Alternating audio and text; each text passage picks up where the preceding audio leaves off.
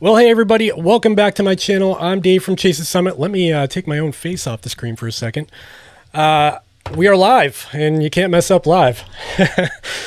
So tonight I've got another guest on the channel, and I'm pretty excited about bringing him on. Somebody I actually met through YouTube, of all places. I didn't think that would happen, but I actually met a lot more people than I thought through this crazy hobby we all have in common. Of course, I'm talking about Ryan Clayton. I actually stumbled upon his channel a while back when I was Googling 100 milers and watching recap videos, and he's got some of the best. You know, he's got a filmmaking background, and his video in production and editing is just, on point. So yeah, super excited to have him on the show. We've actually grown to be pretty good friends. We talk like regularly about YouTube things and, shoes and all kinds of stuff. And it's pretty cool to have somebody in the same boat to be able to bounce ideas off of. Anyways, before we bring him on, I've got a couple of housekeeping things I want to get out of the way. Of course, I'm going to shamelessly plug my stickers. Of course, my overhead camera doesn't work and turn black. Of course, that would happen on the live stream. So I've got the Chase the Summit stickers here. I'll do that. These are only a couple of bucks. They help support my channel. And also, if you want to help support the channel, hit that subscribe button down below. Give us the thumbs up if you enjoy this conversation. And if you really enjoy it, consider becoming a member of the channel. I enabled memberships a little while ago on the channel, and there's been some members. So I want to shout them out on the channel tonight. I've got Abdur Rahim, Corey S. Man, I'm going to butcher this next one. Konstantinosis Kolikotasis. I should have just typed this on the screen. But thank you. I tried. It sounds like a Greek name, and I've got some Greek heritage, so appreciate that. We've got Christian Havadam, Bryce Norton Henley. Thank you all for the support. I really appreciate it. It means a lot to me to have you guys constantly, helping me and backing me. And when we get more members, I will do some more exclusive content for just the members, whether it be live streams or whatever. One last thing, I promise it's the last thing before I bring my guest on. I also launched a podcast just a week ago. I'll be taking some of these live streams and kind of, lightly editing them and putting them over on the podcast. So if you enjoy listening to audio only while you're out running or working out or whatever, check out the Chase the Summit podcast. It's literally just called Chase the Summit, the podcast. You can find that on Apple, Google, all the places, Spotify, wherever. So go check that out if you're interested. With all of that out of the way, I will finally bring my guest on, Ryan Clayton. Thanks for joining me, man. How's it going tonight? What's up? Thanks for having me on. Yeah, Awesome. no, I appreciate it. I mean, we're in the same boat. We both have kids. We both try to do these live streams. It's it's challenging trying to do both at the same time. That's for sure. Yes. So I've got some topics that I want to try to cover today. Runner to runner. We're going to bounce ideas off each other and maybe talk about our experience a little bit. But before we do that, I kind of want to introduce you to my viewers because maybe they haven't seen you before. And so I want to just, rewind time to where you're from and what got you into the crazy sport of ultra running. Yeah. Awesome. So I live in Indiana and started out in triathlon years ago. It was just kind of like a totally different time in my life. I was working in restaurants, like managing restaurants, and one of my good friends, we were not really we were like kind of athletic, like we had done, like I'd played soccer growing up and everything, but it'd been a couple years since we'd really done anything. One of my good friends was just like, hey, I think I'm going to sign up for a triathlon. This guy's trying to get me to do one. And I was like, no way. Triathlon, cool. Have fun with that. And then it just kept eating at me. And I was like, okay, I think I'm going to sign up. So we did it together and it was crazy. Just a little sprint triathlon. We swam, I think it was 300 meters in a lake, and it felt like we were swimming across an ocean. And then from there just kind of got the endurance sport bug, really started looking at more triathlons and just did a ton of sprint triathlons, a ton of Olympics, did a couple halves and then did a full Ironman. And during the time I was doing training for the full Ironman, I started watching a couple YouTube channels, Ginger Runner, Jamil Curry, Run Steep, Get High, all that, Billy Yang. and was like, this looks interesting too. And signed up for my first trail race by accident. I didn't know it was a trail race until I got there. And You're like, wait, dude, what kind of shoes are you supposed to wear for this? Exactly. No, exactly. Like I just show up, like it was like totally last minute. Like I saw some race on Facebook and it was like the next day and I was like, oh, I could do a 5K, like 5K. Well, we'll sign up for that. And I show up to it and everyone's parking in the parking lot and I go to where the start line is. I'm like, where's this race going? Like I didn't check the map. I didn't check anything. And I get there and we start like I realized about 30 seconds before it started that it was a trail race because the race director was like, all right, you guys are going to all run to the end of this field and then you're going to turn right into the trail. And yeah, that was my first trail race and had an absolute blast. That was pretty early on because I was running trails during like half Ironman and Ironman stuff too. But after I did a full season of training for Ironman, it was just like, it took so much time like to train for the bike and everything. And just kind of like said, you know what, like I just want to focus on just running for a while and did trails and then got the ultra bug, did a couple 50 milers, did my first 100 miler at the Grindstone 100 in Virginia. That's a tough first. Yeah. Again, it was kind of like, didn't know what I was signing up for. How much gain is on that race? It's like 22,000 or something. Yeah, it's right? like 22,000 feet of gain for my first 100. And it was like, it's such a crazy race. Like it starts at 6 p.m.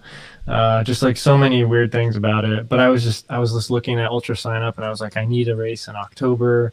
I want it to be like within driving distance. And it was like, there was like one or two options like at the time, 4 or 5 years ago.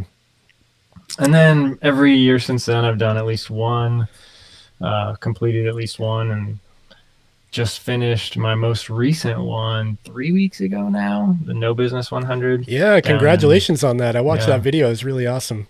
Yeah, thanks, man. Yeah, that was a beautiful race. I've, been able to go to some cool places and do some cool races, and that was definitely up there as one of the more fun ones that, it was a single loop. It was awesome.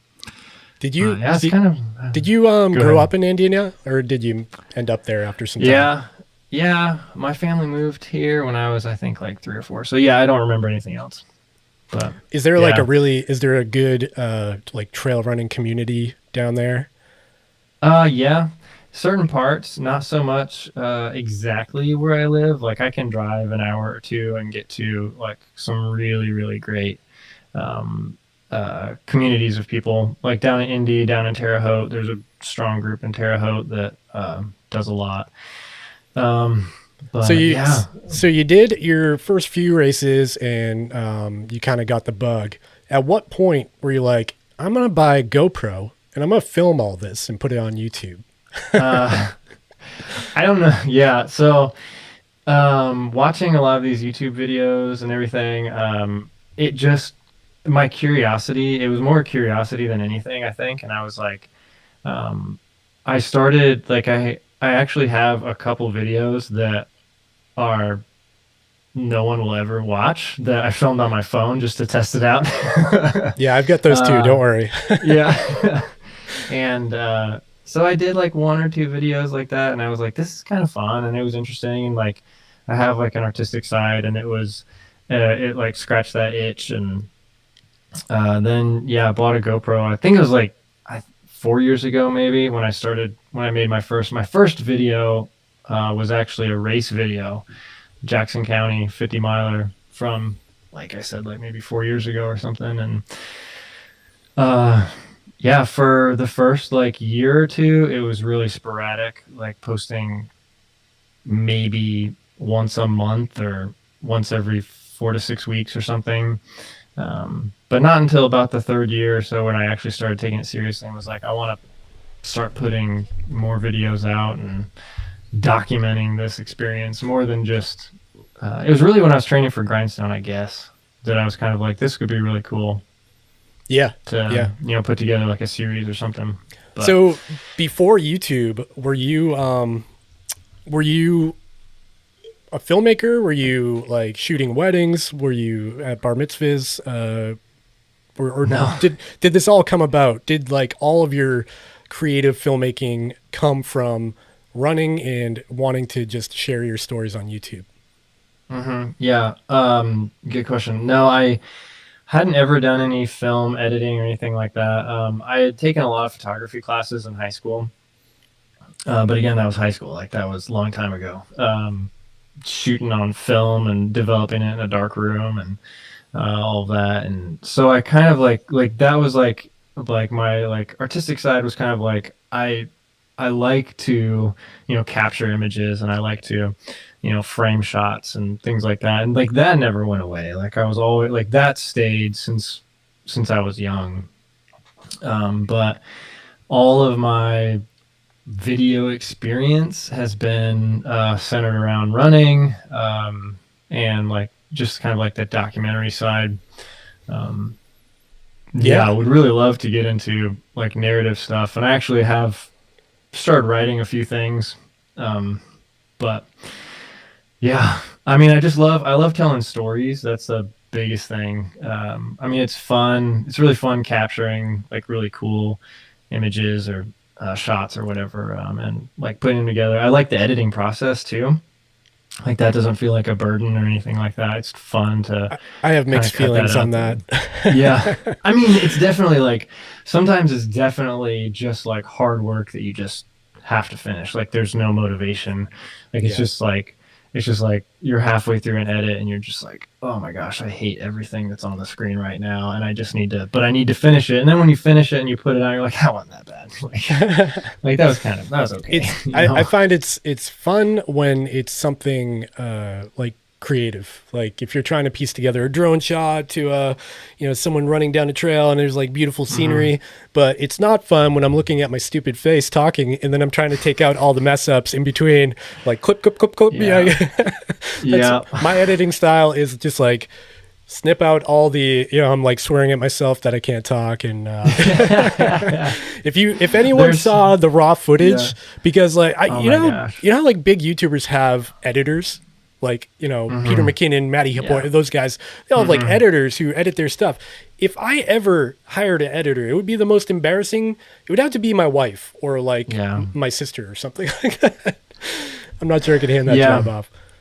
Yeah, there's for every minute that actually made it to YouTube, there's probably at least an hour of footage that never made it. I don't know, maybe. I mean, it's a lot of times it's 2, 3, 4 takes to get the right sentence out without stumbling over some word or something, for sure. So Yeah. from the filmmaking from YouTube, you pivoted and you connected with Training for Ultra, Rob over there. Yeah. And from there, you made a pretty mind-blowing series. Like Thanks. the Yeah. cinematography, the audio, the editing, the graphics, like the little cool mountain graphic in the corner of the elevation Oh, gain from all thanks. the runs. All that Yeah. stuff is like, it looks like it should be on HBO. Like it's real high quality thanks. stuff. So Yeah. did you find that to be an enjoy? By the way, everybody, if you haven't checked it out yet, go check out Running the Triple Crown on Amazon Prime. Is that the only place they can find Yeah. it? Vimeo too, worldwide.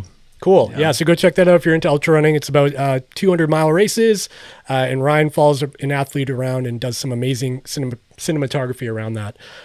Did you find that to be as rewarding as YouTube, or was that like a job? Because it looked like a tremendous amount of work. Yeah. So when I was actually traveling around, because you introed it really well. It was 3 200-mile races. The first one was the Bigfoot 200 in Washington. Second one was the Tahoe 200 around Lake Tahoe, and the third one was the Moab 240 in Moab, Utah. And so traveling and doing the car camping and filming, it was a lot of work, but it was also like an extremely fun, like just like running kind of like just like adventure. Like it was a blast. Like it was so fun, just being out there and following and some just incredible people, like a really, really cool community. And then, yeah, when I got home to do the editing and try to edit down, there was like 7 terabytes of data, or 7 terabytes of video and audio and everything. And Oh, I mean, wow. just massive. And I mean, it wasn't like I was recording like high quality, video codec. So it was like, I mean, it's taking up a lot of space. Were you going to the But Ninja still. that whole time? Yeah, Ninja. Wow. I was doing the ProRes 422. But it was just, yeah. I mean, we were talking 3 200-mile races, and they each took about 4 days, and there was a day on each side. So about 3 weeks of pretty much like filming every day. So you're talking like, I mean, that's like like a small budget, like indie film type shoot, like a 3-week shoot. So you're talking like a lot of footage, and I mean, it's documentary style. So it was a lot of just kind of like holding the camera and shooting and hoping something happened. So let's make this interesting, But yeah, the work, it took about 9 months to finish editing, and and it was actually like, we didn't like, there was no like strict approval process. Like, it was just me and Rob. Like,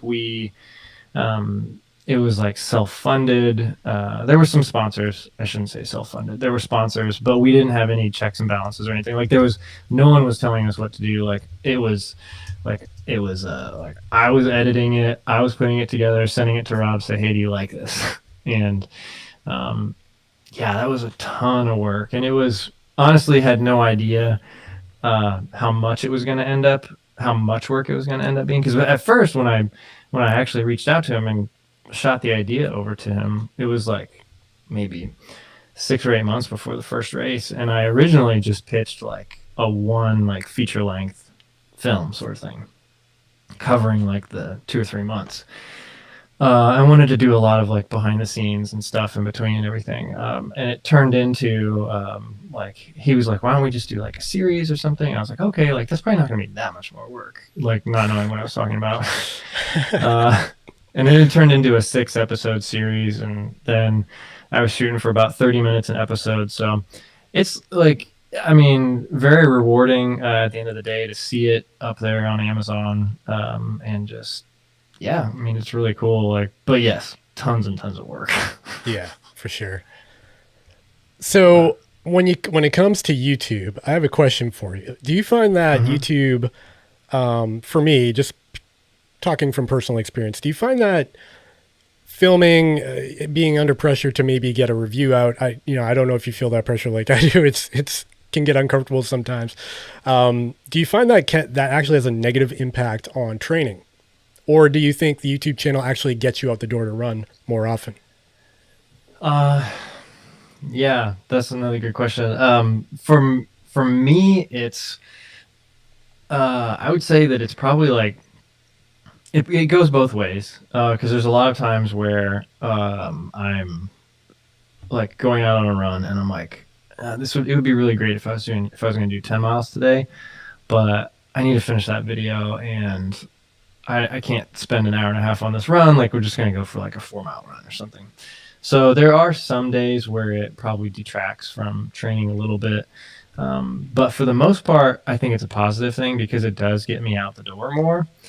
Because I know that there's, I mean, at this point now, a couple thousand people that are going to hold me accountable to, like, I got to train for this race and I need to be ready. And if I, go out there and like embarrass myself because I haven't been training, then, that's one thing. And that's kind of like in the back of your mind sometimes, but more so than not, it's a positive, I would say, because it does get you out the door and holds you accountable. Yeah, it's a good point. What about you? Though. Is it? That's a good point with the pressure though. Like, the race videos in particular, I hate, well, I won't say I hate, but my first series of videos was the Vermont 100, and I DNF'd there. And leading up to that, like, in retrospect, I wish I never announced that I was even running the race, because you know what I mean? Like I kind of I put a lot of pressure on it, and I kind of made it public, and it would almost be better off to just keep it to myself. And if it went well, maybe make a video. And if it didn't, maybe make a video, or don't, and just keep it to myself. But it turned out, actually, it was kind of nice. It was kind of liberating, because it was public. So I made a video anyways, and it was kind of I've gotten a lot of positive feedback, like people saying, hey man, thanks for that. It made me feel good about my DNF, because we don't share. A lot of people don't share DNFs. It's not something we're proud of, but we can learn a lot from them. So it's worth sharing. And it's actually, in my opinion, it's a better story than someone doing really well, placing first place. I'd rather hear from the guy at the back of the pack that's been out on the trail for 15 hours for a 50 miler, than the guy who ran a 50 miler in 7 hours. So I feel being in the moment, it sucks when you're the guy who has to be like, well, I didn't do it, but being able to share your stories is still valuable regardless of what happens, unless you end up crying on the side of the trail. You know what I mean? Yeah. but it definitely does. It definitely does help you stay accountable too, because, and I mean, people can do this with any type of social media. Like, you can like this last couple 2 months ago or so, a month and a half ago, I did a solo 50 miler, and I put it out there. I was like, I'm going to go do it. It's this weekend. I'm training, or it's a couple weeks from now. I'm training for it. And it was like, I made it very public, and while like the first 10 miles of that day, I was like, this is the dumbest thing I've ever done in my life. Like, why did I tell people I'm doing this? Especially for a solo. With a solo, you could just quit whenever you want. I know. And that was honestly, that was one of the most probably character building runs I've ever had in my life, because there wasn't even anyone else at the park. There was no one out there, no one even watching to see if I was just going to crawl back into my Jeep and go home. But the whole time I was just it's this is something that I wanted to do, first of all. So it wasn't a negative type of pressure. It was a positive pressure, because it helped me finish something that I set out to do, which I think is really good. I think there's a lot of, people can handle that type of pressure differently. Sometimes it's going to be negative. There's a lot of when a lot of people that you see that are out there in the public eye, that type of pressure is super negative. But for me in that situation, it was super positive, because it helped me finish that day. And I mean, if I was by myself and I didn't have a YouTube channel, I would have been forget it. 25 miles is fine. Yeah. I think one other benefit of the YouTube channel is I could never just let myself go at this point. You know what I mean? Who's going to watch a video about a fitness watch from a guy who's clearly let his body fall apart? You know what I mean? So I guess from that aspect, I'm kind of grateful that I have the insurance policy of all the eyeballs, watching in public. Yeah. So what do you have a day job? Do you something that you do other than YouTube? What's your 9 to 5? So I have a couple jobs. My 9 to 5 is I work at Purdue University in sponsor programs administration. So it's a complicated way to say I help faculty secure grants. I help them with their proposals, and I help bring money into the university for research, really cool stuff too. I'm not on the scientific side, I'm on the administrative side, but I manage a small team that, we're sending out millions of dollars worth of proposals to governments or industrial partners, and doing some mind-blowing research at the university. So that's my 9 to 5. And then I also am a contracted audio professional at a church, and I put in about 15 hours a week there. And then I also have my business of YouTube and everything, but I'm also a triathlon and running coach online.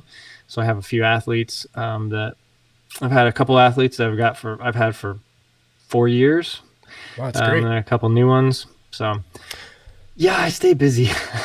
Yeah, a lot of that leads into my next question, because you've got kids, I've got kids. I know the struggle of time. Dude, the time management struggle is an ever daunting thing in the back of my mind. When I'm doing YouTube stuff, I'm constantly thinking about the mechanical engineering stuff I'm supposed to be doing, and vice versa, right? So it's a juggle, and especially with kids. Sometimes I find myself in this room, because this is where I do my regular work and the YouTube stuff, for like hours at a time. And then, you know, my kids are home now, they're homeschooling and stuff. So how do you manage? Oh, really? Yeah. Oh, wow.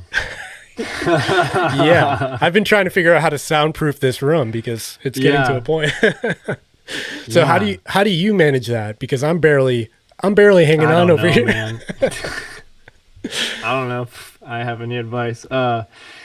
Yeah, so I've got 2 kids in elementary school, and their school is actually open. And we decided to send them. We had the option of doing the online learning, so like getting an iPad and doing everything at home, or sending them to school. And I mean, over the summer, you know, everyone was convinced that schools were going to stay open for 2 or 3 weeks, and then everyone would be online anyway. That actually didn't happen. Like, they've actually figured out really good ways to stay safe. And I mean, all the kids got used to, within a few days, they're all used to wearing masks. And I thought that was really amazing. My 2-year-old will wear a mask, and he's like the most stubborn kid ever, but he'll put it on and wear it all day. It's amazing. I will admit I had serious doubts that it was going to work for kids. But you know, the kids have at the schools around here have been doing awesome, and so schools have stayed open. They've had a few days here and there where they're home, but yeah, I mean, it's my job is also moved to being online. So I used to go into an office, and for the past 9 months I've been working from home. So that's actually been you know, like, the job, pretty much nothing about the job changed except for the face-to-face with my coworkers, but we still do like Zoom and everything. But yeah, I mean, it's just it's difficult. I don't get much sleep, I guess, but that's not good advice. It's just a lot of unfortunately, I know there's a negative connotation to this word, but it's a lot of hustling. Like, it's just, it's finding the 15 minutes here and the 30 minutes there. And I mean, yeah, there's some nights where it's just like, okay, I gotta zone out on Netflix for tonight. Like, I cannot do any more work. Like, my body and my mind are just dead. Like, they're hurting. I feel you, man. Like, I always talk to friends or family, and they're like, hey, have you seen that new series on Netflix? And I'm like, no. Yeah. Hey, let's pull up some chats, see who we got talking here. We've got quite a few. It's 3 a.m. in Greece right now. I'll stay awake for you anyways. Hey, thanks, Ernie. That means a lot. Matt Roberts, what a nice surprise. Keen, I'm listening from Bundaberg, Australia. That's a really cool thing to say, Bundaberg. Nice. YouTubers Unite, Matt LeGrand. Hey, man, thanks for joining. What's up, Matt? Tuning in from Bedford, Indiana. Not sure how long I'll be able to hang for. Still not in sync with the time change. I know, I feel you on that, especially with kids. Their clock doesn't change, but everything else in the world does change. Platts 33. Hey, man, thanks for joining us. Austin S. What's up, man? Austin S. says, who's the other guy? I hope he's just a nobody. Which one of us is he talking about, though? That's the real question. Josie says, hi, everybody. Hey, Josie, thanks for joining us. Goku Runner, what's up? Love Ryan's videos. Austin S., hi. Cool. Thanks, man. Salted Wasabi, I'm sorry to say I can't hang for long. It's past 1 a.m. here, but I had to say hello to you guys. And a special thank you to Dave. I'm finally chasing my summit. Greetings from Portugal. That's awesome, man. Nice. Congratulations. Get after it. Put a sticker on that. Hey, Ryan, your Jackson County 50 video was great work. I agree. That was a great video. Awesome. Ryan, are you a sponsored athlete by Ultra? No. That's putting you under the gun right there. Yeah, no, not sponsored. There's very specific ways that we have to describe ourselves. I'm on the Ultra Red team, which is more of like a influencer team. It is an influencer team. It's not more like it is. It's we get like free shoes and free clothes and stuff, and we just basically have an agreement that we don't wear other brand shoes, and we kind of promote the brand a little bit. So fair enough. It's awesome. Yeah. Been on that team for 5 years now. There's like a Solomon version of that too. I forget what they call it. It's like like the influencers, and like you post pictures of your shoes on Instagram and stuff. Yeah. Okay. Good evening. I'm a big fan of Ryan's videos. Looks like you brought a lot of your viewers with you. So Sweet. I might have to introduce myself if everyone's a Ryan viewer. Welcome to my YouTube channel. I'm interviewing Dave tonight. Here's another example. Also, I'm not familiar with Chase the Summit, but I'll check out his channel. Hey, thanks. Nice. I really appreciate that. William Woodward, glad to catch a video. Also just finished reading Training for Uphill Athlete today. It was a really great read and helped me teach me scientific knowledge about running that I never knew before. Highly recommended. Oh, that's great. That's a great tip. Thanks for sharing. British Soldier from South Wales. Oh, cool. Thanks for joining. Just another Midwesterner from Eric the Red. Matt LeGrand, Ryan, I can't believe you don't have a film background. That documentary was extremely professional. Thank you. Wow, that's nicely. Just watch a lot of YouTube videos on how to do things. Dude, that's the new film school. I tell you what, it's not just related to filmmaking. That is where I learned how to use any of these tools I have on my desk right now. But I mean, even in engineer, I don't even want to tell you what line of work I'm in. But a lot of the things I do at work regarding mechanical engineering, I learn on YouTube. So, so I hope my boss isn't watching this. Yeah, I hope your boss not watching. Could you talk a bit about your camera setups while running? What works best and what doesn't work at all? That is something we love to talk about. Ryan, what do you film with right now? So right now when I'm running, I use a GoPro Hero 9. I've used the 8, 7, 6, 5. I'm totally not sponsored by GoPro, but that's all I've ever used. Yeah, and the 9 is exceptional, right? Like there's struggles a little bit with the color. We've talked about this a couple times, but the horizon leveling, the stabilization, it's so good. The coloring, there's some GoPro kind of messed that up on the 9 in my opinion, and I know they can change it with a firmware update. It's just you put the colors on flat and they're super saturated and you can't do anything with them, and the yellows and the oranges are just like they're unchangeable. Like you can't shift them. Like it's just I have a lot of struggles with the Hero 9, and it's mainly just because the flat colors are just they're hard to work with. They're not. Yeah. I mean, yeah. I wish they would include like just a handful of picture profiles, like a Sony camera, like Cine 1, Cine 2, D-Cine, like whatever they want to call it, and just give us more options. I know if it was really flat. I don't want to get too nerdy on this, but I know if it was a really flat profile, like S-Log or whatever, I don't know if we'd be able to get that color back because it's only 8-bit kind of low quality video, but it'd be nice to have a little bit more options, something less. Like something about those colors, it reminds me of their commercials, which they're usually beautifully filmed, but they're always just like so in your face, like here's a guy skydiving and now a snowmobile crashing into a wall, and it's like crazy, whereas we're just trail running, like we're not jumping out of an airplane. So just having like high quality, good looking cinematic footage is what we're looking for. And I just so happen to have it right here. Look at that. Just chilling on my desk. I mean, the 8 was much better as far as getting a flat profile. Like you could do a lot more with that. It's still, reds are just awful on GoPros.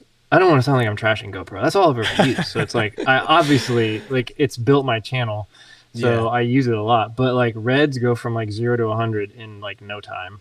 Like there's no saturation. It's just either saturated red or not. And I wear a lot of red shirts, so that's not cool. And and then Rob was wearing a red shirt at every race for the documentary, so that was hard.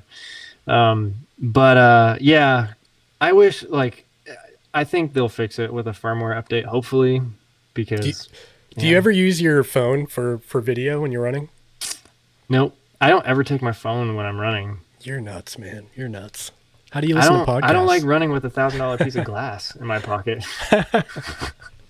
Fair enough. You got to get the right shorts. That's what I've dialed mine into the Path Project's Psych shorts. They have a big pocket in the back. Or the REI On the Trail shorts. Those are my two go-tos. Interesting. Let's bring up some more. What's your favorite show? TV show? Yeah. What do you watch on Netflix? Are we doing an all-time favorite or just like what did I watch You know recently what? that was my favorite? Let's go wild. I'm gonna crack a beer for this one, by the way. Okay. That's happening. I have all I have a time. watermelon LaCroix, however you say it. I don't know. Yeah, we all know there's a little bit of bourbon in that LaCroix. Maybe. Okay, so if we're talking like all time, I mean, there's a lot of people that would say this, but like Breaking Bad, Ooh, that's a good one. Mad Men. Yeah. If you're talking about like comedy, it's obviously The Office for myself.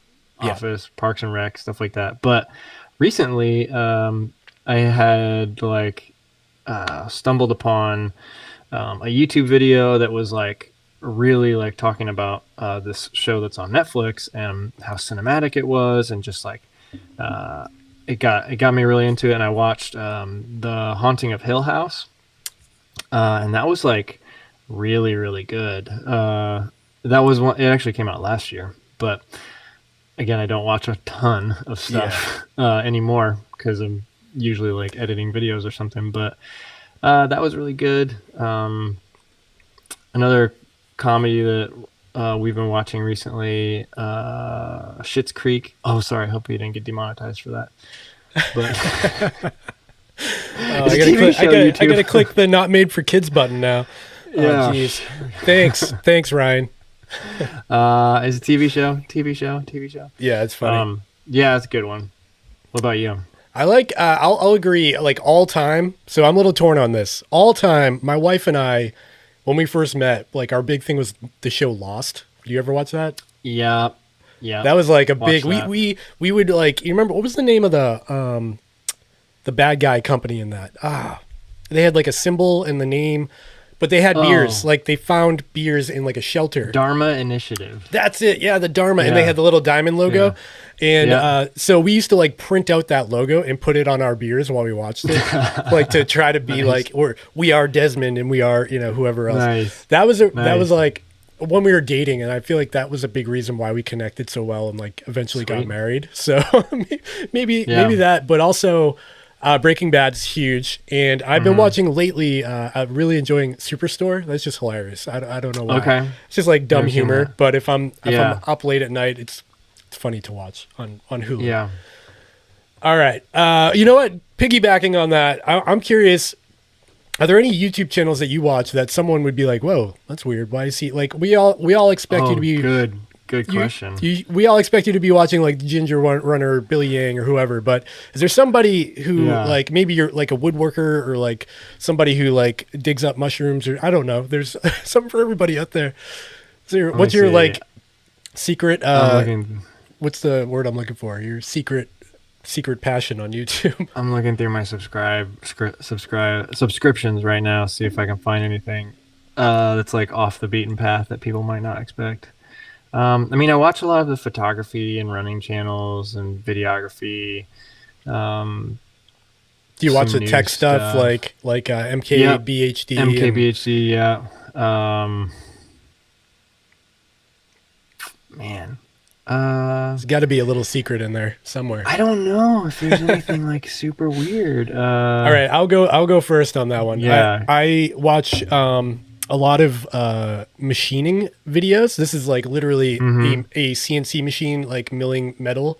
Because of my career, there's certain things that those machines do that kind of blow my mind. So I end up watching some of those, and they'll pop up in my feed, and I'll be like, "Whoa, that's pretty interesting." So that's it's weird, if you caught somebody watching just a piece of metal fly through the air. Yeah, but nice. I'm into it.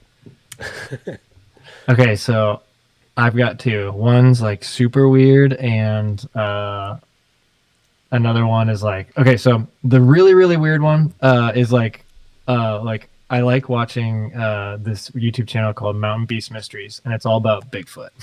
But I think I like watching it because it's about outdoor stuff. Like it's literally this guy lives in Canada, and he just goes on these epic camping trips looking for Bigfoot, and like he finds like trees that are knocked over, and he talks about them and stuff. And I'm like, this is cool. Like okay, so that's way off the beaten path.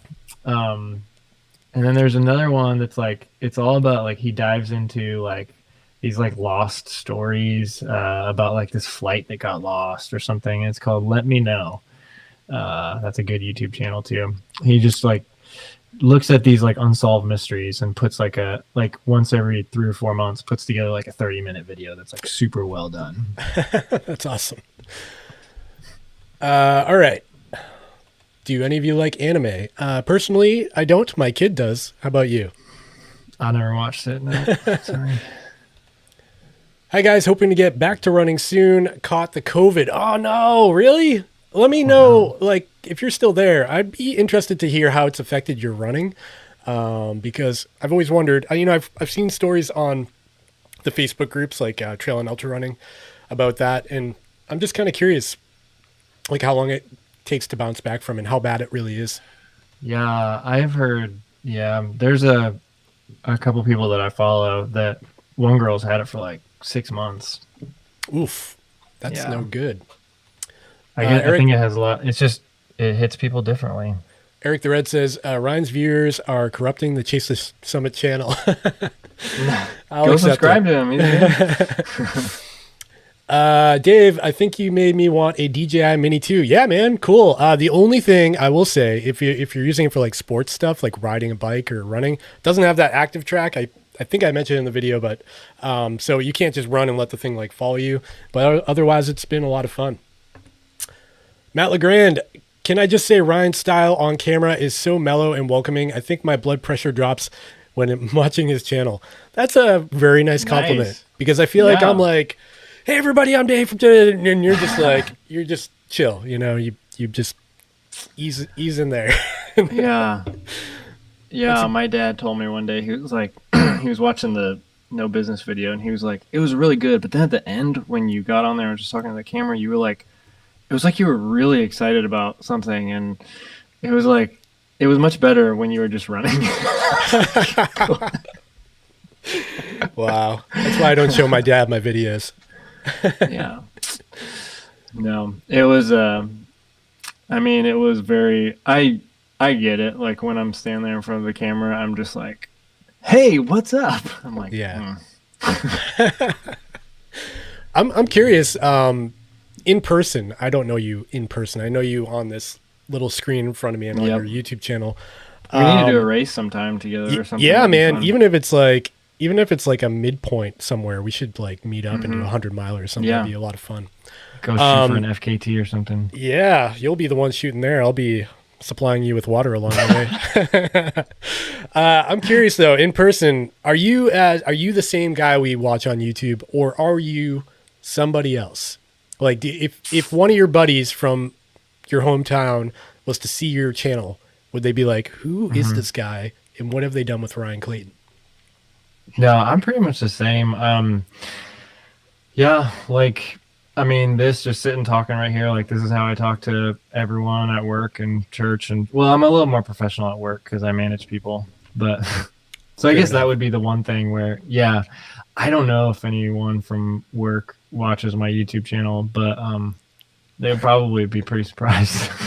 I've actually, I actually caught one of my you get the recent subscribers feed, and I never look at that. Yeah. Yeah. It's hard to like when you're, I don't know.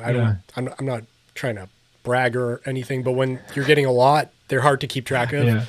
Yeah. And so this was, I don't know, maybe like 4,000 or 5,000 subscribers. I saw one of my coworkers' names in there and I was like, no, how did he find me? Because I definitely don't publicly, I don't tell anybody because, it might give people the impression that I'm not totally focused at work when I am. Do you feel that pain at all, or is it a different situation for you? Yeah, for me, it's, like the actual day job I have, since I manage people, I've made the rule I'm not friends with them on Facebook or anything like that. But like at the other couple jobs I have, like I'm pretty sure everyone I know there like follows me and watches stuff. So I don't like, sometimes I think about it, but for the most part, it never really crosses my mind. I've never had a situation where it was like an awkward thing where someone was like, hey, I found your YouTube channel. But no, I do think about that though. Like, what if it came across as, like you said, giving the wrong impression that I'm not focusing at work. Right. Yeah. But no, it's never really come up, and I don't do anything. I don't do anything that I could actually that I should actually be worried about. Like, it's just, yeah. Now, on that same topic, have you ever showed up at you're closing in on 8,000 subscribers now. Congratulations. You're pretty close, thanks. Right? So have you ever been to like a starting line at a race and had somebody been like, hey man, love your channel? Mm-hmm. Yeah, that happens a lot, and it's really fun when it happens. I love talking to people that like. I mean, it's really fun because like that's why I do this. It's I mean, part of it is I love the fun side of making a video and putting it out, and the artistic side, the creative side. But the other part of it that I love is that I can maybe help some people and give some people some advice and some knowledge. I mean, that's why like the most recent video I put up on my channel was what did I put in my drop bags for a 100-miler, and it was a video that I was honestly not terribly inspired to make because it just felt like I was rehashing a bunch of old stuff that I had talked about on the channel before, but never like compiled just in one video, where I was like, there's so much other stuff out there on the internet that can help people. But the response back has been like really positive. People just being like, this is so cool. Like, I've always had a lot of questions about what to put in drop bags, and when that sort of thing happens, like that's like really exciting, and that makes it all worth it. And then absolutely when I see people at the start line or running down the trail or something, they'll turn and be like, hey Ryan, I just watched your last video like yesterday. That's awesome. Like, people message me like they're like, hey man, just want to let you know I'm starting the Jackson County 50-miler in 10 minutes, and I just watched your video like 2 times while I was getting ready this morning. And I'm just like, oh my gosh, like that is so cool. Like, I mean, it's just because that I went through that same journey, like watching some of these other guys that are super big right now that we mentioned earlier, and so I would have that same reaction. I did have that same reaction when I met Jamil.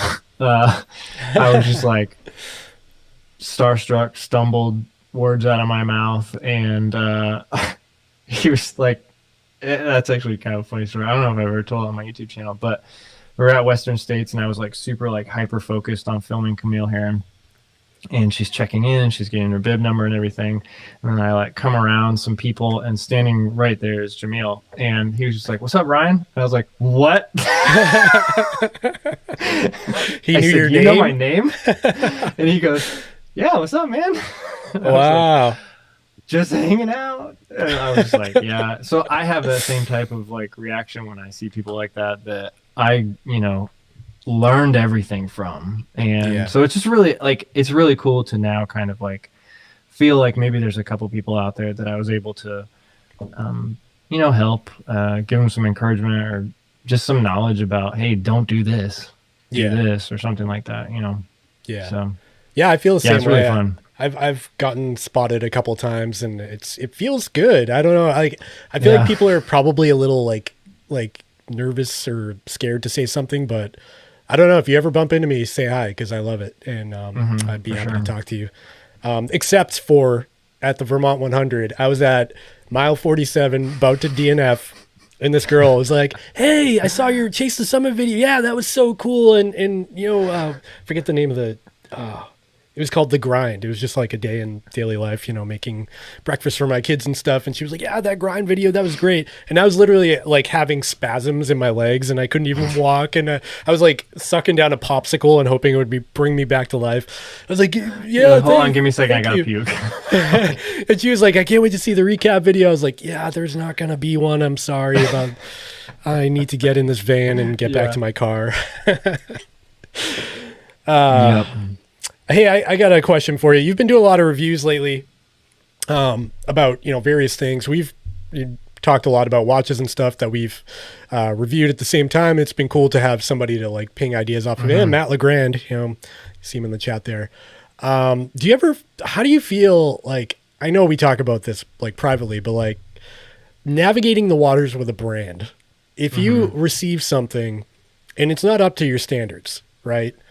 And I'll save my opinion for after you respond to this. How do you how do you interact with that company and tell them, hey, I can post a negative review or whatever? Or how do you navigate the waters of that communication? Yeah. I think I've never actually really been in that situation where I got something that I had to put out a review on and I didn't like it. Because I mean, for the most part, like I've only had a few companies send me watches.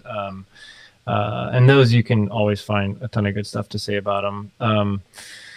But for everything else that companies send me, I'm super blunt right up front that I will unbox it on my channel, and then if I like it, it might show up in a vlog. Like, Yeah. And if I really like it, I'll review it. And so a lot of stuff people see once and never again. Things I like you'll see it pop up in a bunch of vlogs because I really like it. Yeah. Whatever. I got a belt that has a little bag on it, and it's great because it perfectly fits the GoPro. Blah blah blah. And you'll see it all the time or whatever. But I've never, fortunately, at this point, I've never been in a situation where I was like, I've never posted anything that I was like, that I felt, I guess, morally wrong about posting. Like I've never like had to post anything that was like a paid sponsored thing that I just really didn't believe in. Like I've never put myself in that situation. And I think it's just because from early on, I just kind of made that call that I might not get as much free stuff sent to me, but I'm going to be super blunt to these people that they're not going to get much back. I mean, if you want some exposure, send me your stuff and if I really like it, but you should be able to stand by that if you're a company. Yeah, I mean, for sure. Like one company that I'll actually shout them out because they're awesome. John G. They sent me a bunch of clothes and I wear their clothes all the time.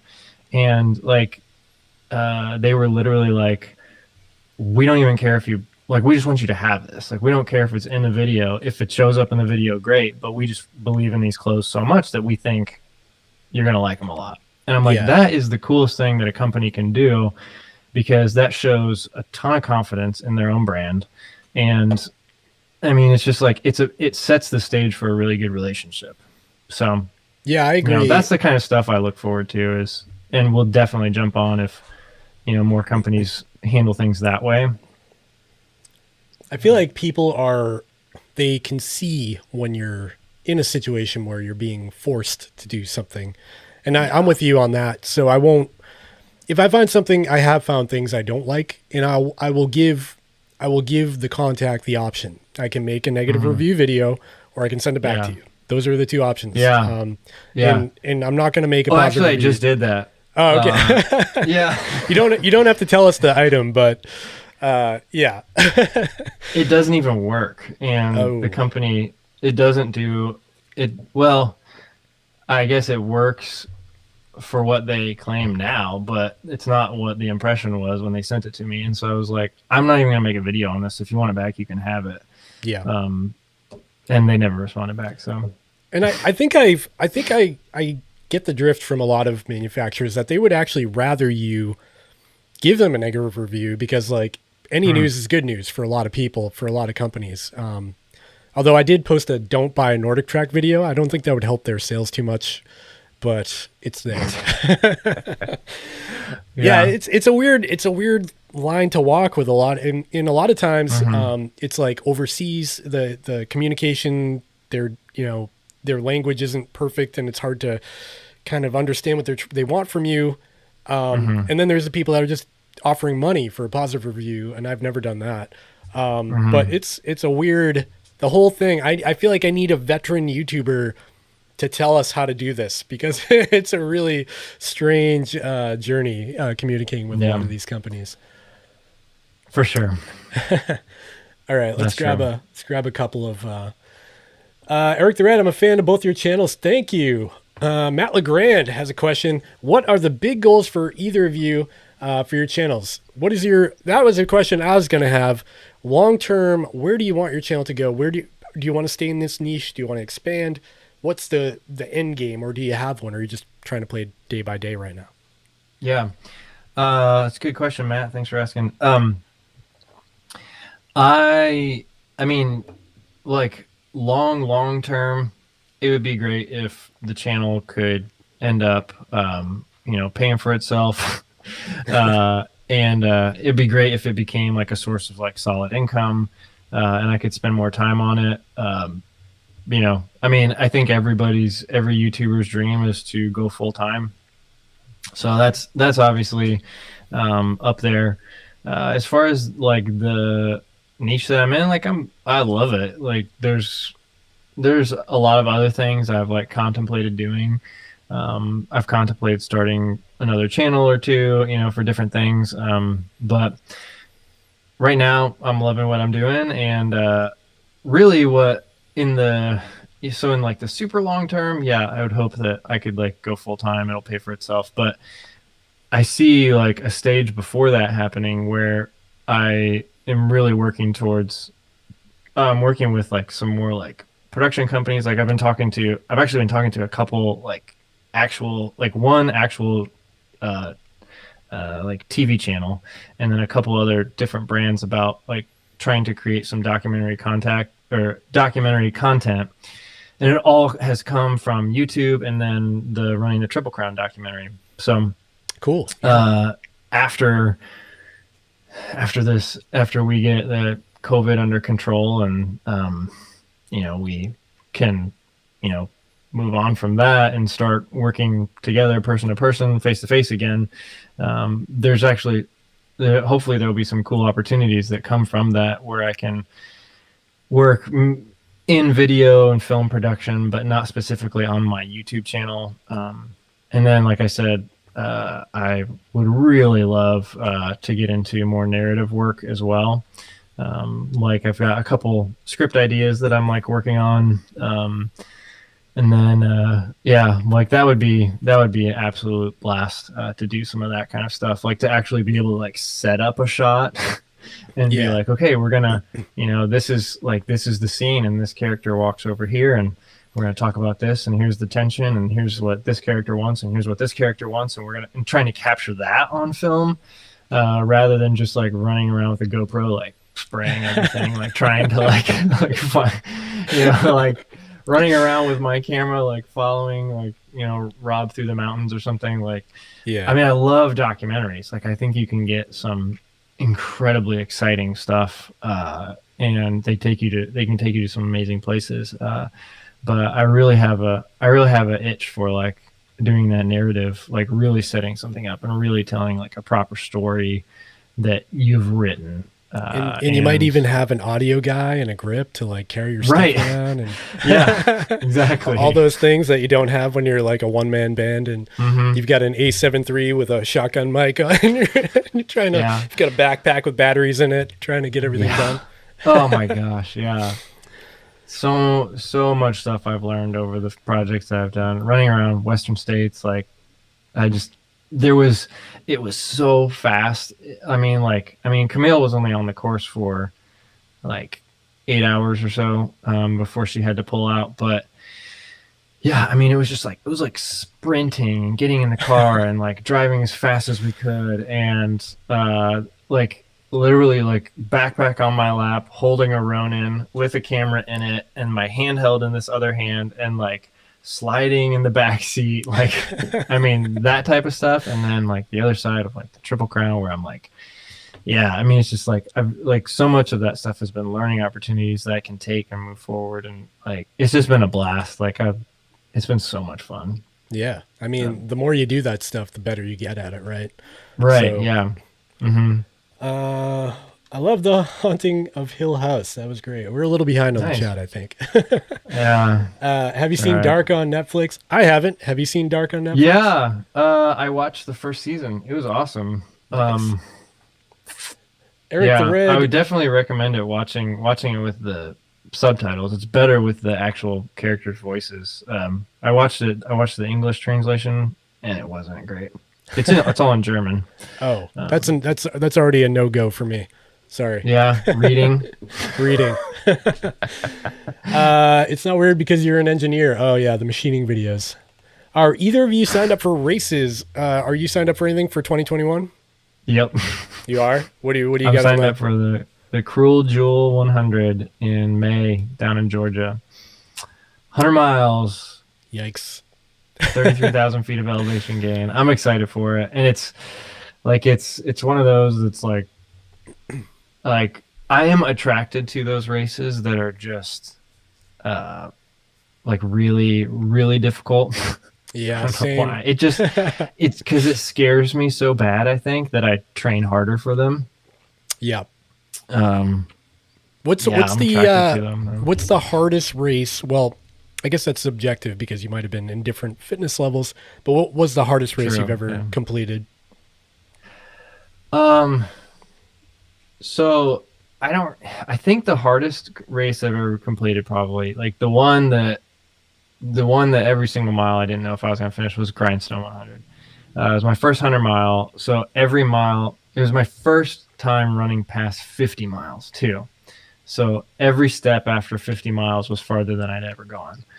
And that course is just, I mean, for people on the East Coast like yourself, you probably wouldn't describe it as being as brutal as I saw it coming from Indiana.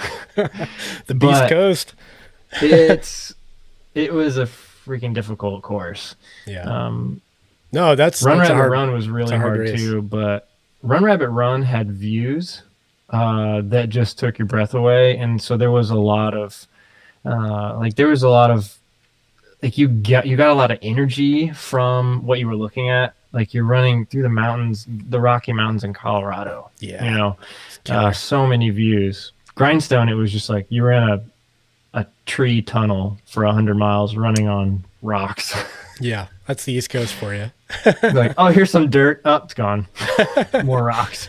I think the hardest race I ever did was actually a 50 miler, and it was the Kilkenny Ridge Race in New Hampshire. It has 17,000 feet in 50 miles, and it is nice. like insane. It's 25 miles out and back, and all of the aid stations are backcountry aid stations that volunteers have to hike supplies up to, and then filter water for the runners going by. So it was like really out there. Oh yeah, and I'm signed up for 3 races next year. Eastern States 100. Hey, you should pop by. You're close by. Nice. Vermont 100 that I got deferred, and the Mid-State Massive 100 that I was planning to run this year. Got injured, my back got jacked up, and so now I've got 3 and they're very close together. So the likelihood of all 3 happening is pretty low. Like I think when are they? So Eastern States is Pennsylvania. That's August 8th, I think. Okay. I want to say, and then Vermont's in July 20th, so that's already tight right there. And then Mid-State's October 10th. So it's not a lot of recovery going on. Yeah. I mean, I'll do my damnedest. I think the one I'm most attracted to is Eastern States, though, because I've never been there. I've been to the other 2 races, and I'm really curious about the Eastern States course because that's in Pennsylvania. Yeah, I hear it's a butt kicker. It's got like 23,000 feet of gain. Yeah. Some people that, like, after Grindstone, we were all sitting around, and a bunch of people that finished talking about comparing races, and a lot of people said Grindstone was really similar to Eastern States. Oh, so and then you said that was the hardest one you've ever done. So there we go. Austin S., what are the ages of your kids? How old are your kids, Ryan? 5 and 7. I've got 2, 4, and 8. So we've both got a handful going on. What microphones do both of you use? You look like you've got the Shure. What is it? SMB7. Yep. Yeah. The beast, the one that Joe Rogan uses for his podcast. That's true. Yeah. I've got the cheap brother called the Rode Pod mic. That was only $99. But sounds okay though. Yeah. Yeah. I think, and I use I used to use one of those for everything else. I used to use one of those Rodecasts, or not Rodecasts, one of those Rode Video Mic Pros. But then I was like, I've got a Sennheiser MKE 600 or something that I used for like my documentary stuff. And then I was just like, why am I not using that for everything? It's like a 10 times better mic than this the Rode Video Mic Pro. So I've been using this like 10-inch long like shotgun mic for all my videos recently, and I think it's helped out a lot. So it's been great. But yeah, then when you run with a GoPro, it's I went down the rabbit hole on that too, and then I ended up with this setup up here. Sweet. The Rode NTG, but yeah, they all sound good these days. You know, there's a lot of good microphones out there. What chest strap do you use? Do you still wear a chest strap, or have you moved on? When I wear a chest strap and need to get like critical heart rate readings, I use the Polar H10. Nice. And do you pair that with the Apple Watch, or do you pair that with a Polar Watch? No, I'll pair it with any of the other like GPS watches, like Suunto or Polar, Coros. Usually, like, yeah. The Apple Watch, I mean, it's fine. Like the heart rate reading is fine on it. But usually I only take that out on just like kind of like daily runs where maybe I'll do some intervals, but not anything crazy. It's kind of like my weekday watch that I wear because it's always on my wrist and just like time to go for a run. Okay, let's go. I got the SE and I really like it, but like after a week of wearing it, I got so sick of charging it every day. It's just like, it's not my thing. So I'm back to the 945 for now. I just charge mine as soon as I wake up. I put it on the charger, and by the time I've had my coffee and everything, it's good to go. Yeah, they charge pretty quick. It's not like the end of the world. I'm just obnoxious. Yeah. So yeah, that's I can't believe my favorite YouTubers are here. Like even Matt is here. Great stream. Love the channel. Great work. Thanks, Austin. That? Austin S. Thanks a lot, man. Awesome. I appreciate that. Michael Sessler, did you ever get rid of that first Nordic track? Nope. Still sitting in my living room. So we're trying to figure out where we're going to put our Christmas tree. It might actually go on the treadmill. But I'll send you my address. It's like 400. Dude, that thing, it is the heaviest. Like I'm not, okay. I'm a little man. Okay. But I can move things, and I moved my old treadmill out pretty easily. I got this new one is like a whole different level. It's got to be, I'm 400 pounds, you know, and it's not something with handles. Like it's just a huge, such a crazy object. That was outrageous. I agree. Which GPS watch would you suggest to me? I'm considering getting the Apex Pro or Garmin 745. Honestly, if you want a smartwatch, get the 745. If you want a reliable GPS watch, get the Apex Pro. They're both, I mean, it's not apples to apples. They're pretty different, but they'll both collect good data, and the Apex Pro has crazy battery life. 745 does not have crazy battery life. It has pretty subpar battery life, but it gives you a lot of the niceties of, extra activities and stuff. So yeah. Any thoughts on that, Ryan? I mean, if they're the same price, I'd go with the Garmin because it's the better ecosystem. But the Garmin has 16 hours of GPS on time, the 745. Yeah. I mean, that'll get you through most things. I used the Phoenix 3 for all my ultras up until like 2 years ago. So yeah, we are all... Charge it halfway. Coros has made the entire trail running community snobs because... Exactly. Like back in the day, I mean, I had the 3 and the 3HR, and that had like 12... I couldn't even get through a 50 miler with the 3HR. Yeah. And you had to have the power bank with the wire connected to the thing, and it was a big pain in the butt. Before Coros came out, it was totally normal to either use two watches and try to use some like third-party software to stitch the files together, or charge it halfway. Like that's what I always did. Like in one of my nighttime drop bags, I just had a power bank and the cable, and I mean, you're hiking most of the time anyway during the night, at least I am, and like you just get the cable, wrap it around your arm, stick it in your pack, and don't even hardly notice it's there. And 2 hours later it's charged. And but actually, Koros has changed the game on it for sure. The 3 and the 3HR, the Phoenix 3 and 3HR actually had that cradle charger too, which was great. Like it was low profile. You could wear it while it was charging and like run it up your sleeve or whatever. And then they got rid of that, which is kind of a bummer for me. Yeah. Even the Sunto 9 was okay. Like I still wore it on my wrist, charging it during races. It's a little bit bigger than the cradle though. I just started running and started training because I got a problem where the handheld arrived LF on my chute and it's vibrating my leg. I'm not sure I understand. Let me reread this. I just started running and started training because I got a problem when the handheld arrived LF on my chute. Airy LF. Are you talking about a camera?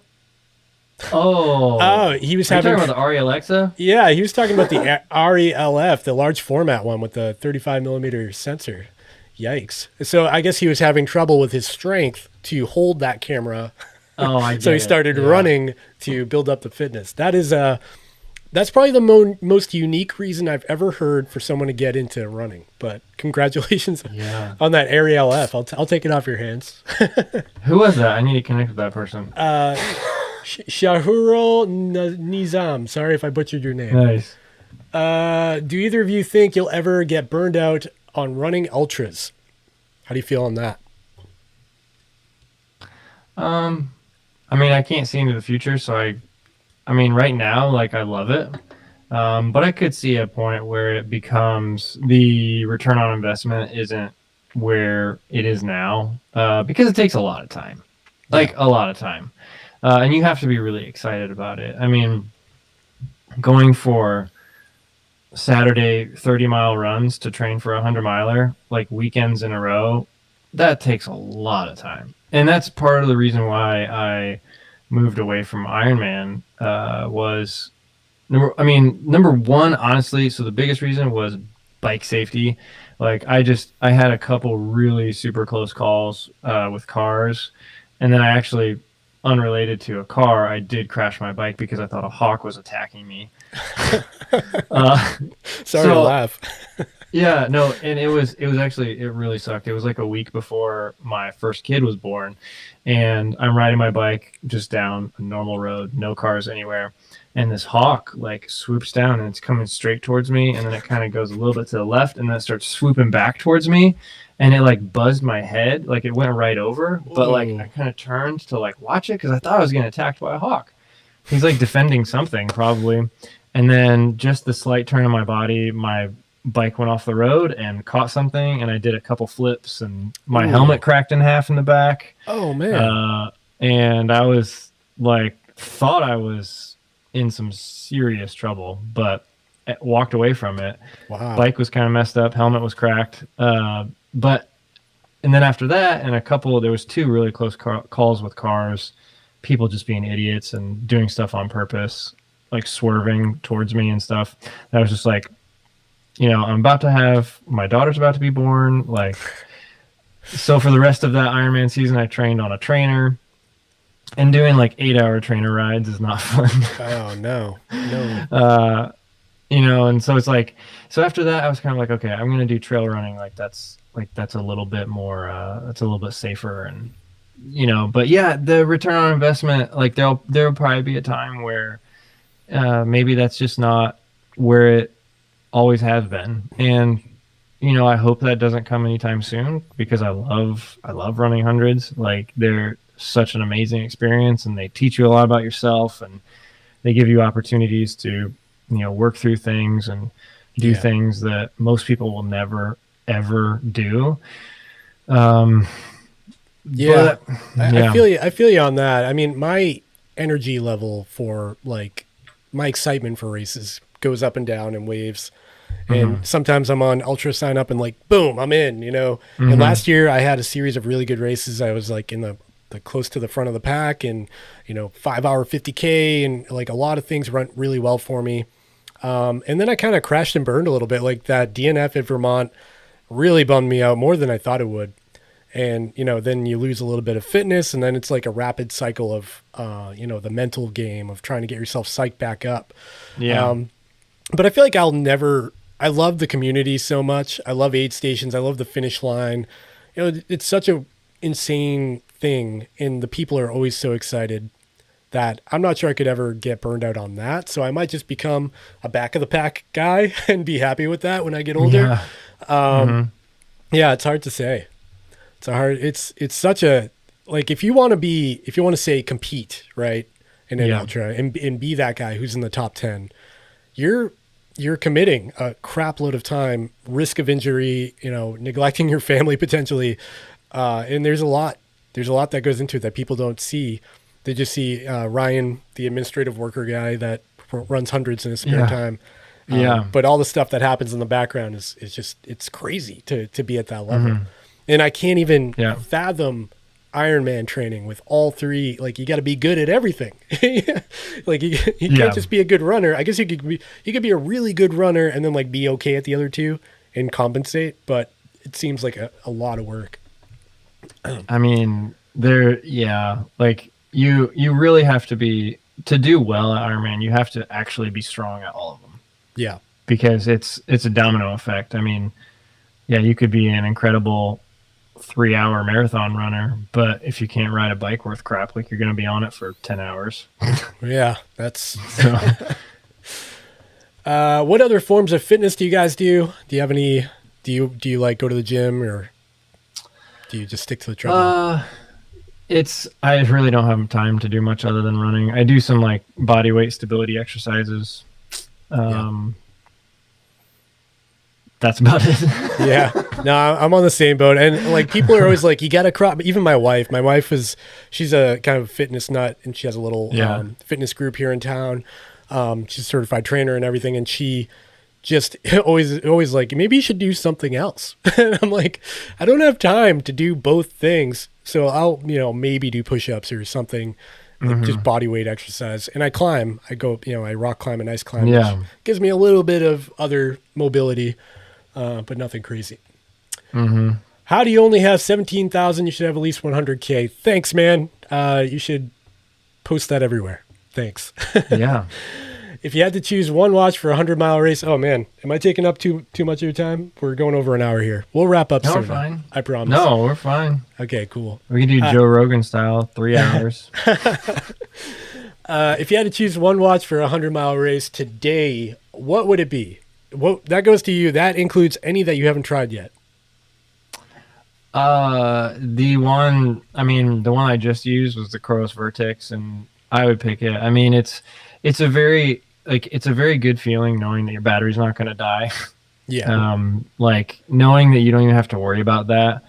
Having the navigation on it was a really good peace of mind too. Like, it's not the best navigation in the world, but there were several times where I was able to confirm that I was going the right way, which is nice. And they also have a vertical chart on there that you can scroll through and look like what's coming up ahead. So, I mean, I would love to get back with Garmin, but at this point, until they can figure out that battery life that can be like just like totally reliable for really long hundreds, because like Cruel Jewel next year, like the normal human pace is like 40 hours.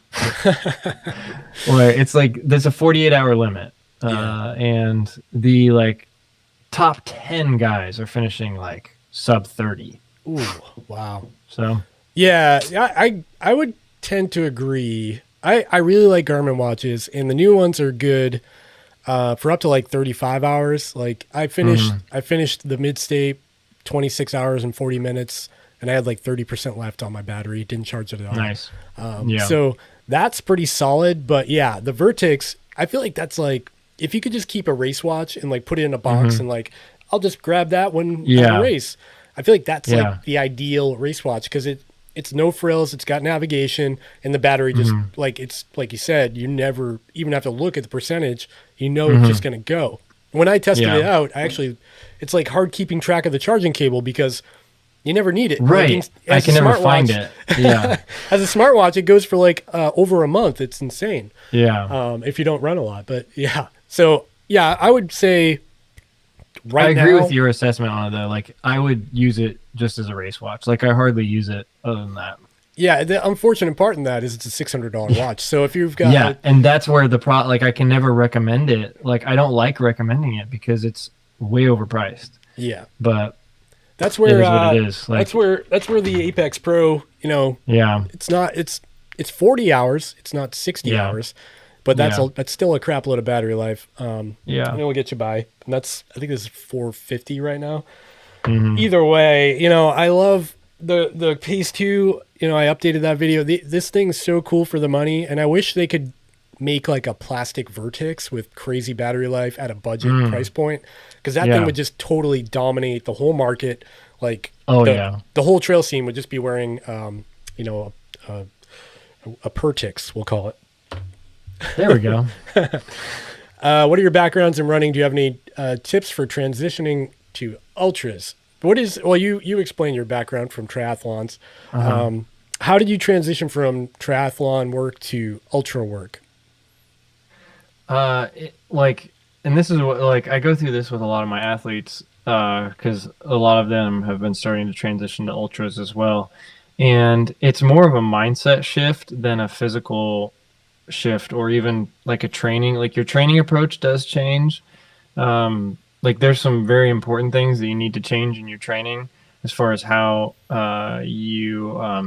what your phases look like moving closer to the race. If you're training for a half marathon or a 10K or something, you're gonna like your cycles of training are gonna look different. You're gonna be doing the things that are more similar to your race, closer to your race. So that means you're gonna be running faster toward it, like towards the end of your training, and you're gonna be running the slower, like longer miles at the beginning. With an ultra, that's flipped, and so you might, in the middle of winter, you might be working on your VO2 max, so that in the summer you can run a 100-miler. And as you get closer to that, you're going to be switching up your phases to be more race-like. And so, like, that's the biggest, like, it's a mindset change, it's a pace change. Like, you just gotta slow down. You cannot, like, if you're a 2-hour half marathoner, you're not going to be running that pace for your first 50 50 mile. It's a training shift, but then it's also a mindset shift of okay, it's okay to walk up the hills. It's okay to take 3 minutes at this aid station and make sure I get some food in me, because I got 10 hours left on this race. I feel like a lot of people have asked me, like, when do you know you're ready, right? Like, you're training, you have goals of doing a 50-miler, and my answer, I mean, from my experience, is like, you're never going to feel ready. The only thing you can do is pull the trigger, put it on the calendar, and then train your butt off to be in the best shape you can be to hit your goal. And maybe your goal is just to finish the race, or maybe it's to run 8 hours or something. But, there's never a time where you're like, well, that run went great. I guess I'll hit that button. I'll just sign up now. And I feel like even the top dogs, the elite athletes, like Matt Daniels or whoever, they probably feel a similar way. Even though they're faster, it's still hard. Never gets easy because you're good. It just gets faster because you're good. That's a good point. It never gets easier. It just, you get better at running it. faster. Yeah.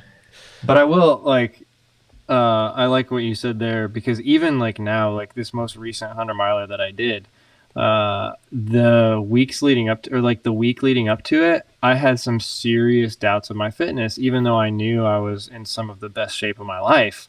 Those doubts are always there. And I was just like, am I really prepared to do like 24 to 30 hours on the trail? Like, I don't know but I think that's a good thing. I think having a little bit of that healthy fear, I think that's a good thing.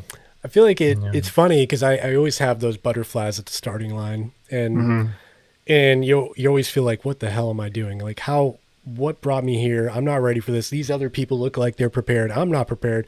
But once you start moving, it's like that all fades away, and it's just my gosh. It turns into like a meditative state of like, run, drink, eat, run, drink. You're doing the things to get yourself through it.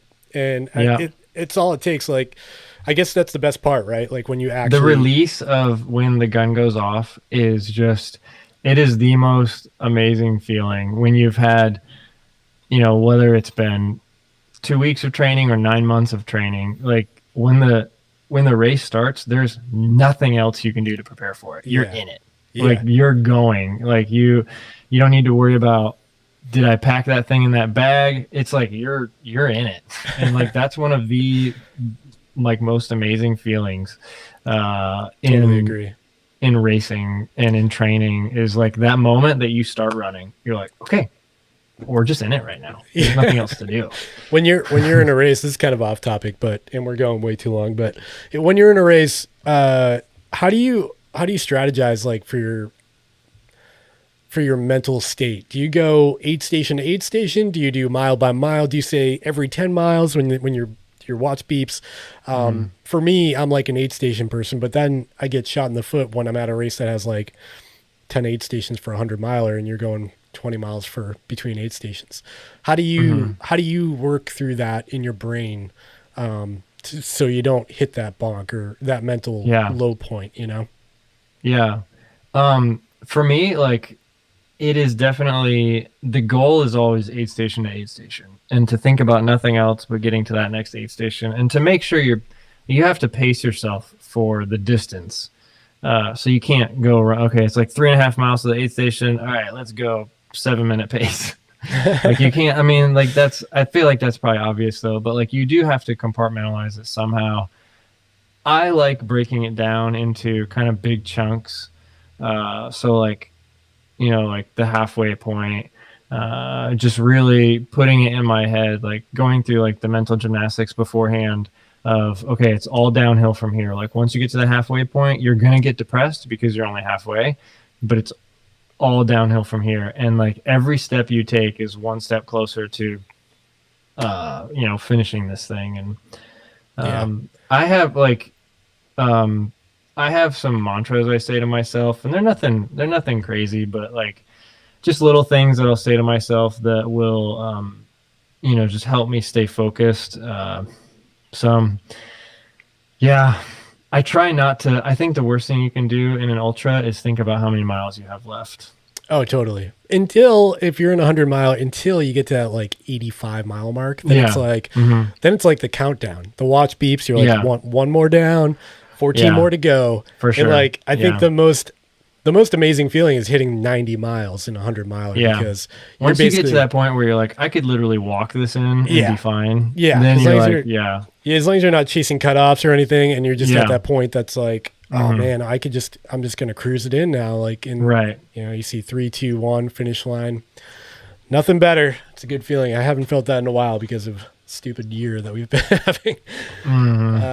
Okay. If you had to choose one smartwatch that has GPS in everything for a kid, and everything for a kid. Wow. I don't know, man. My 8-year-old has a Gizmo gadget. It's got LG in it, and he can actually call me from it and stuff. So that's kind of cool. But yeah, I don't really know. Like, I guess it depends on the age of the kid, and if he's into running, then maybe like a Coros Pace, because it's really small. And it's pretty inexpensive. So maybe one of these. Sorry, I can't help more. I'm a studying aircraft engineer, but ended up as director of photography for a TV commercial film. Cool. Wow. When in shooting in Cape Town for Glenlivet. Cool. Shoot. I got AMS problems when we go to record in Table Mountain. That I go run now. This is the guy with the Airy. he was giving me his backstory on why he has the. He really has an Airy. Yeah. Heck yeah. Let us borrow it. So we'll do a review. There we go. Hello from Indiana. You guys are great. Hello, Jeremy Y from Indiana. You're Ryan's neighbor. What's up, Jeremy? Austin S. I don't know who you are, but you're from Indiana, so. Austin S. It's 2 a.m. here. I have to work, so I have to go soon. Thanks for joining, man. Appreciate it. We're going to be wrapping up here soon because it's getting pretty late here. I'm afraid to cycle in Tippecanoe country, especially in the last years. Crazy drivers. Yeah. That's where I'm from, Tippecanoe County. That's really? Where Purdue University is. And yeah. Hey, man, I'm near Boston. Do you know what crazy drivers mean in this neck of town? Yeah. I actually tried. I was a mountain biker for a while, and then I tried road biking, and the car thing. Nope. I actually sold. I bought a used bike. Had it for like a month, and I was like, nope. Put it on Craigslist. See you later. Yeah. It was too scary. It's just, yeah, I guess there's probably certain areas that are a lot better to cycle in, but for me, it was like, I mean, it felt like rolling the dice every time after a certain point. I feel like that certain area would be Europe. That's where you want to buy a bike. That's when you're in luck. And a place where people respected cyclists, I think it'd be. Yeah, for sure. It'd be great. Yeah. I love biking. It's the best. I also do some running. A good watch for biking. Do you have any comments on that, Ryan? Yeah. I think the 945 would probably be great. 745. I used to use the 910 XT back in the day. It was like a big candy bar on your wrist. Just dated yourself there. It was all chunky. Fine. the chunky plastic thing that's on your wrist. Oh yeah. Yep. Hey man, that's how I did a bunch of races. Thanks for your insights. I appreciate it. Sharing your experience. Thank you for watching. Favorite budget watch. We'll talk about that real quick. I'm gonna go Koros Pace 2 right now. What is your favorite watch? Budget watch, Ryan? I haven't used that one, but I know a bunch of people that have. I think it's the 245 or the 235, something like that. That's a good running watch. I don't know if it has all the sports, but yeah, good running watch. Cool. All right. With that, I think we're going to wrap it up. I want to thank Ryan Clayton for joining me tonight. It was actually a lot of fun. I feel like we could have had this conversation just as a video call and had a lot of fun. So really appreciate you taking the time. This was a pretty long call. I haven't done any, no, I think my longest live stream was like 2 hours. But Nice. yeah, thanks, man, for joining. It's been a ton of fun. Again, Ryan's channel will be linked down below in the description, along with the podcast version of this. You can subscribe and you'll hear that if you want to go for a run and listen to us jib-jab for a while. Nice. And with that, I want to thank everybody in the chat for joining us tonight. This was a ton of fun, and I've got more guests lined up for future videos, so stay tuned for that. Hit the subscribe button down below, and if you enjoyed this video, give us a thumbs up, and we'll see you in the next one. Thanks, everybody.